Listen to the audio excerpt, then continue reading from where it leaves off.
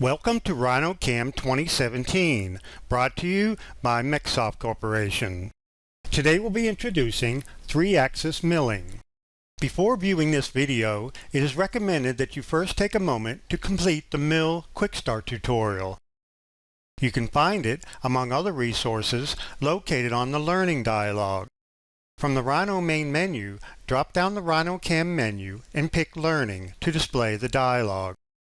The Mill Quick Start tutorial is available in PDF document format.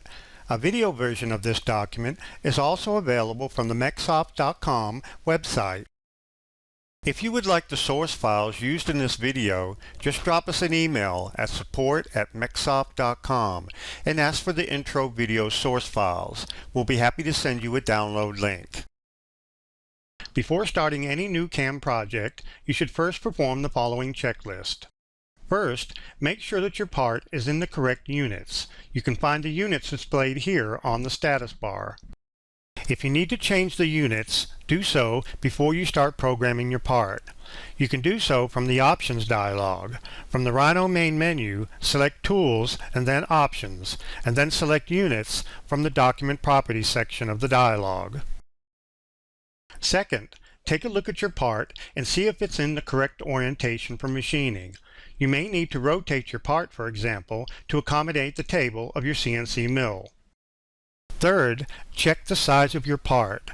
In RhinoCAM, you can do this by double-clicking on the stock icon located under the machining job, and then selecting the Copy Model Bounding Box button. This will show the length, width, and height dimensions of all visible geometry. Fourth, check the geometry type of your part.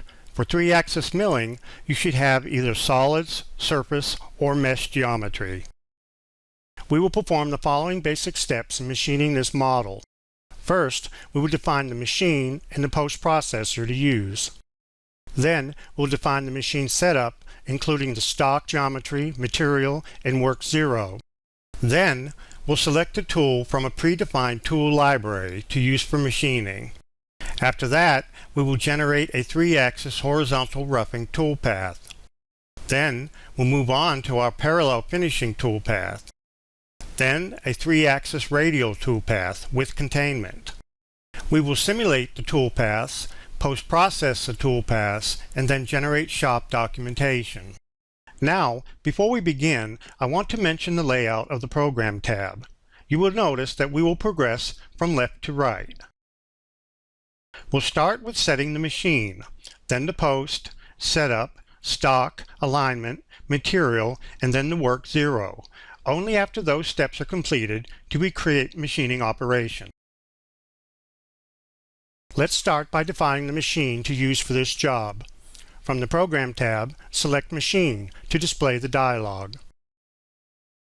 Under Machine Type, set the number of axes to 3-axis. Pick OK and notice that the machine type now appears under the machining job in the machining browser. Next, we'll define the post processor. From the Program tab, select Post to display the dialog. For the current post processor, select Haas from the list of available posts. Then set the Posted File extension to NC. Other file extensions are available depending on your machine requirements. Pick OK and notice that the post type now appears under the machining job in the machining browser. Now, let's define the machining setup. If there is no setup one listed under your machining job, the system automatically creates one when a work 0 or an operation is generated. However, by default, the MCS, or Machine Coordinate System, is already aligned with the WCS, World Coordinate System, so this step is not required for this part. However, in production, you can have multiple setups and assign different machining orientations for each.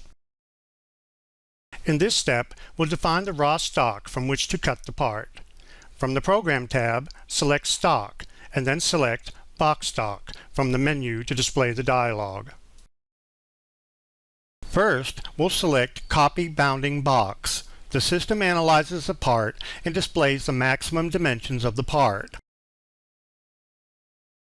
Then we'll set the height to 3.75 and leave the length and width set to the computed part boundaries. Note that the stock dimensions you enter here are measured from the corner of the bounding box selected in this dialog. Pick OK and notice that the stock type now appears under the machining job in the machining browser. If the stock does not display on the screen, select the Stock Visibility icon located at the base of the machining browser. With the stock displayed, we can see that the height of the stock leaves extra room to cut the part in the Z-axis. Once the stock model is created, you can move it in alignment with the part if needed. From the Program tab, select Align, and then Align Stock from the menu to display the dialog. Since the base of the part is nice and flat, we want to align the stock flush to the bottom of the part.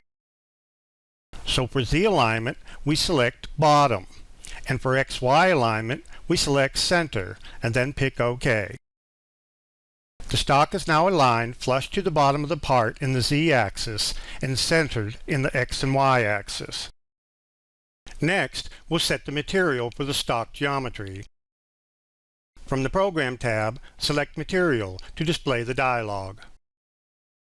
For material, select Aluminum 6061 from the list of available materials and then pick OK. If the material texture does not display on the stock, select the Material Texture Visibility icon located at the base of the machining browser. Now that the stock is aligned to the part geometry, in this step we will establish the work coordinate origin. This location defines the 0 point from which all toolpath points are interpreted by the controller. From the Program tab, select Align, and then Set World CS. Then select Set to Stock Box. Then set 0 face to highest Z and 0 position to southwest corner. This sets the machine home to the top of the stock material and the southwest corner of the stock geometry. Pick OK, and the part and stock geometry are now transformed to the World Coordinate Origin, or WCS. Alternatively, you can use Work 0 to set the work coordinate origin. Instead of moving the part and stock to the WCS origin, this moves the machine coordinate system origin to the specified location. Now, we will define the tools to use for this job. To save time, we will load a predefined tool library. From the Tools tab in the Machining Objects browser, select Load Tool Library to display the File Open dialog. We'll select the predefined tool library named 3-Axis Introduction Tutorial.vkb that we have located in the default data folder, and then pick Open. If you would like the source files used in this video, just drop us an email at support@MecSoft.com and ask for the intro video source files. We'll be happy to send you a download link. The message says the two tools were added, and we see that a 1/2 inch flat mill and a 1/4 inch ball mill now appear in the Machining Objects browser. If you double-click on one of the tools, you see it displays the Create Edit Tools dialog with its dimensions and speeds and feeds parameters already defined. Here we have the 1/4 inch ball mill, and if we select the flat mill icon, we see the 1.5 inch flat mill as well.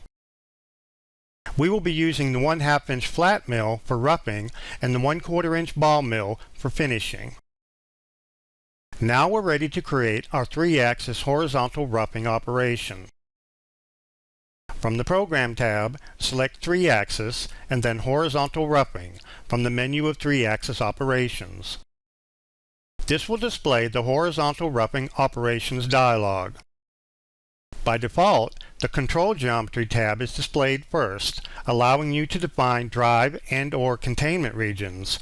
In 3-axis, this tab is basically used if you want to contain your toolpath to a specific area of the part.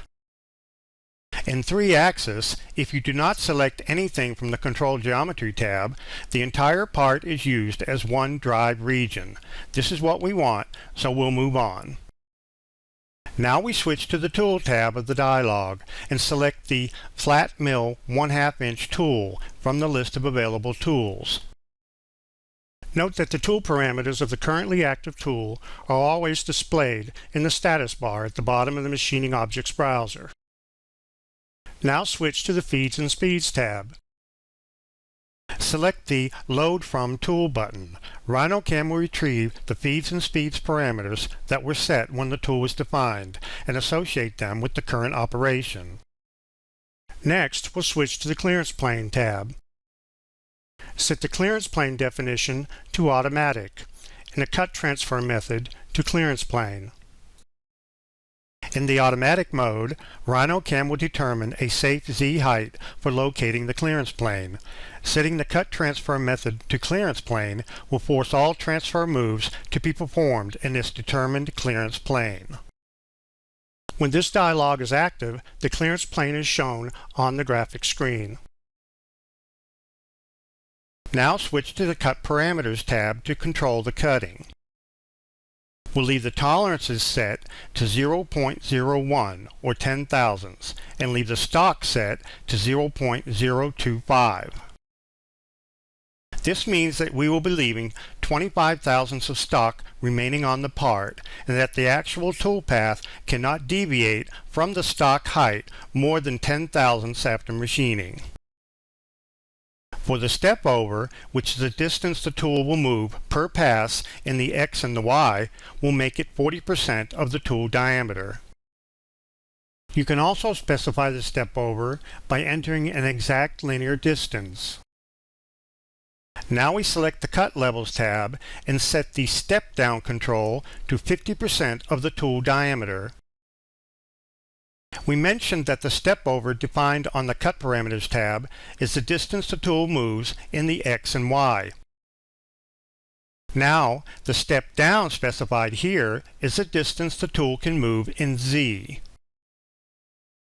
This means that each Z level cut in the roughing operation will remove 50% of the tool diameter, which in this case will be 1/4 of an inch. You can use the graphic illustration displayed in the dialog as a guide for what these values mean. Now we move to the Cut Levels section and we check the box next to Bottom.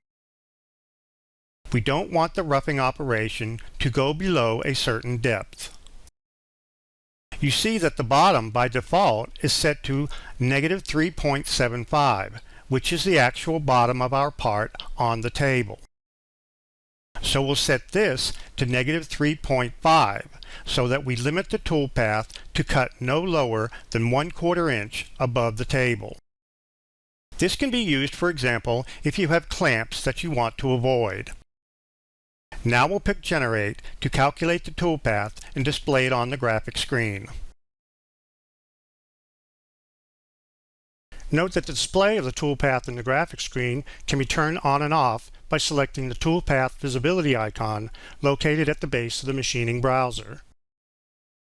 With the 3-axis horizontal roughing toolpath displayed and selected, we can now select the Display Toolpath Levels icon from the base of the machining browser. This allows you to look at each Z level cut in the toolpath. You can see here that the last cut level is set at -3.5, just like we wanted. The new toolpath can now be simulated to display the in-process stock model. Switch to the Simulate tab at the top of the machining browser.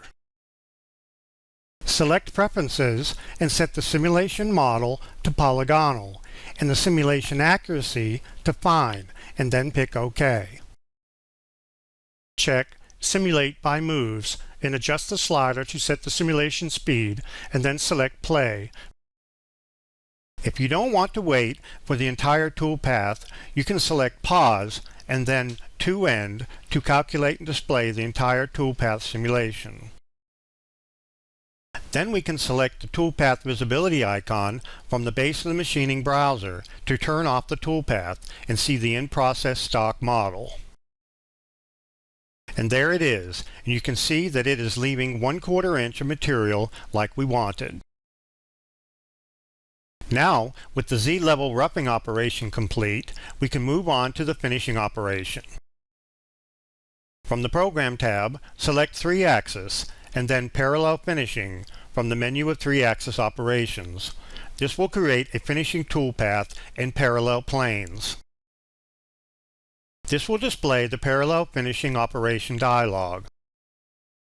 Now for the Control Geometry tab, we want to contain the finishing toolpath to the bottom profile of the part. To do this, we pick the Select Flat Area Drive Regions button from the dialog. The dialog will minimize and we'll go and pick the bottom surface of the part. Then, pressing Enter or right-click will display the dialog again. The system automatically creates a boundary around the flat surface that we picked and adds this machining region to the list on the Control Geometry tab. Next, we'll go to the Tool tab and pick the Ball Mill 1/4 inch tool from the list. Now we'll select the Cut Parameters tab, and under Cut Control, we're going to set the angle of cuts to 45 degrees.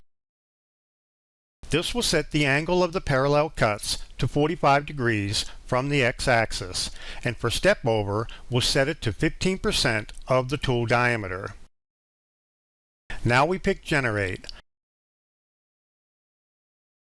Once the toolpath is calculated, we'll select the Display Toolpath Visibility icon again to see the completed toolpath.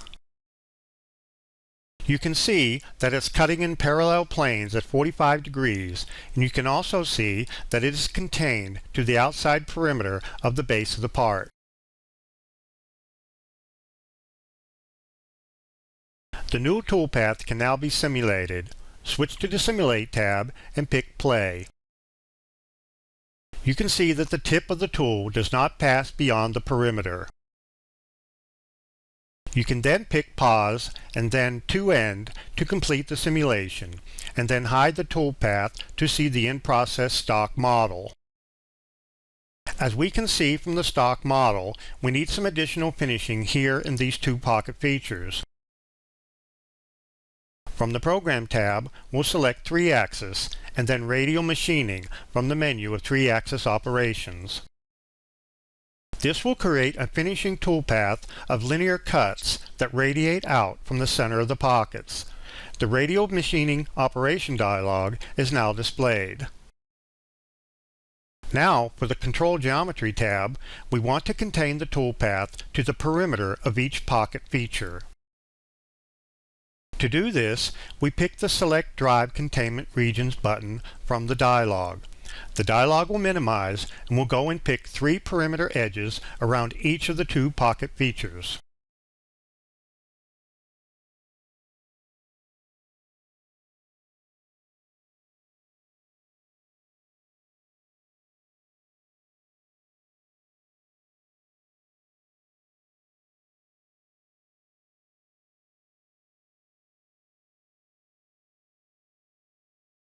Then, pressing Enter or right-click will display the dialog again.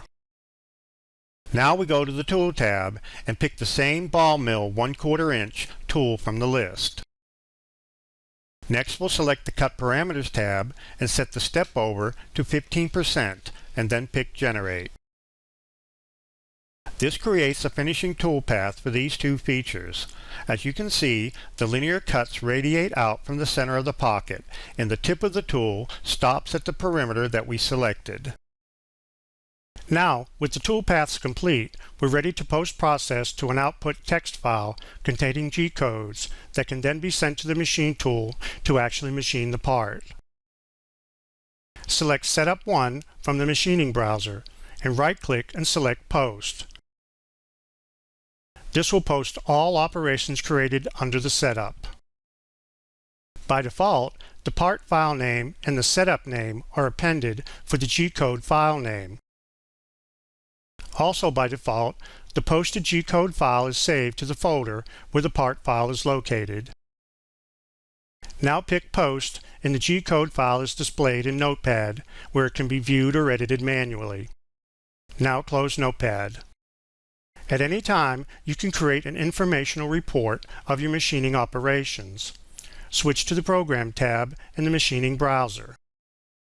Select Setup 1 Right-click and select Information to display and print the report. This dialog provides an estimate of the machining time required for the operations in the setup. You can perform the same right-click sequence on the machining job to determine the estimated machining time for all setups. Now pick OK to close the information dialog. You can also create a setup sheet by generating a shop document. This is typically used to instruct machine operators on how to set up and machine the part on the CNC machine. Select Setup 1. Right-click and select Shop Documentation. Select Template 2 and then click Save. This creates an HTML-based shop document that can be viewed in a web browser. As you can see, this setup sheet template contains a summary at the top, including your stock dimensions, followed by your tool list and then details about each operation. You can perform the same right-click sequence on the machining job to generate shop documentation for all setups. For further assistance, you can visit the online help supplied with the program or visit www.mecsoft.com for additional tutorials. Thank you.